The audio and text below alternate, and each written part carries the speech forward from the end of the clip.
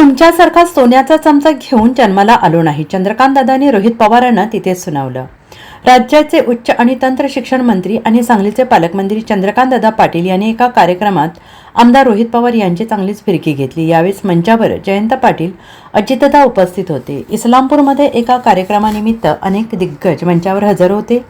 त्यांनी वेळ मिळताच एकमेकांना चिमटे काढण्याची संधी दवडली नाही. त्यावरून सभास्थानी चांगलीच खसखस पिकली आणि यावेळी चंद्रकांत पाटलांनी रोहित पवारांना चांगला टोला हाणला. मी अनेक वर्ष मुंबईत होतो, 13 वर्ष संघटनेसाठी काम केले, राज्यभर फिरलो, त्यानंतर कोल्हापुरात स्थिर झालो. तेव्हापासून एन.डी. पाटलांशी परिचय झाला. एखादा प्रश्न सुस्पष्ट शब्दात कसा मांडायचा हे एन.डी. पाटलांकडून शिकलं पाहिजे. अनेक नेत्यांचा प्रॉब्लेम हा आहे की त्यांना प्रश्न मांडता येत नाही, त्यांना काय म्हणायचं तेच कळत नाही. पण एन.डी. पाटलांची मांडणी सुस्पष्ट असायची. त्यांचा विचार शेवटापर्यंत जाईपर्यंत जे ॲडजस्टमेंट होऊ द्यायचे नाहीत, अशी आठवण चंद्रकांत दादांनी सांगितली आहे. कमी पडणार नाही.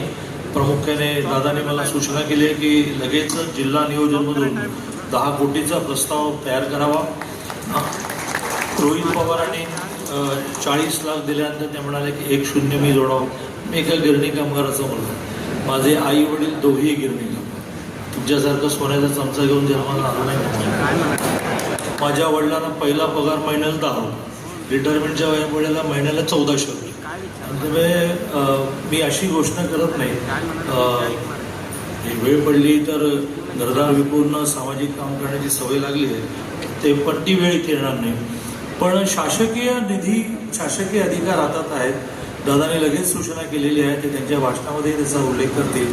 कारण अर्धा पार्ट मी करण्याचा आहे, तो मी घोषित करतो की नियोजनमधून प्रस्ताव तयार करून मी मुंबईला तुमच्याकडे पाठवतो.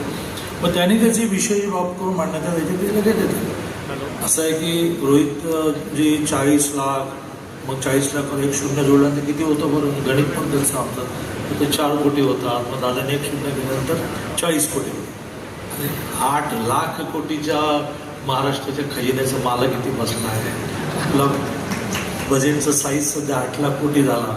त्यामुळे तुमचे 40 कोटी वगैरे काय मागतात, आपण झालं की मागायला पाहिजे. आणि दादांचा एक स्वभाव आहे की त्यांना पटलं की ते लगेच घोषित करून देतात. आणि त्यामुळे हे सभागृह व्हायला वेळ लागणार नाही. शेजारी एनडीच्या सुनबाई बसले, त्यांना म्हटलं की तुमच्या स्वनिधीतून सुरू करा, आणि कारण सरकारी पैसा यायला वेळ लागतो.